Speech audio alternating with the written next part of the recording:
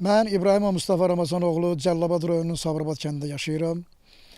Yaxın bir məsafədə yerləşən Günəşli kəndi mənim ən yaxın, ən doğma kəndimdir.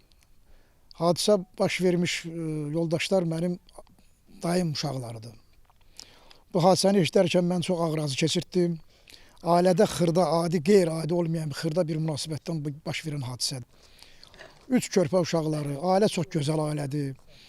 Demək olar ki, kəndin hər bir yerindən sorğu aparsın, hamı deyər ki, bu ailə çox zəhmətkeş, öz alın tərləri ilə yaşayan, öz çörəklərini yeyən bir uşaqlardır. Rəhmətli də öz elə bir mehriban, səmimi uşağı idi ki, heç vaxt deməzdin ki, bu ictimaiyyət və cəmiyyətdə özünü pis aparan uşaqdır. Belə bir ağır azıya hamımız təəssüflənirik, hamımız ağır azı keçirdirik. Mən də adəti qurumlardan xahiş eləyərdim ki, bunlara dəstək olsunlar, bunlara kömək olsunlar.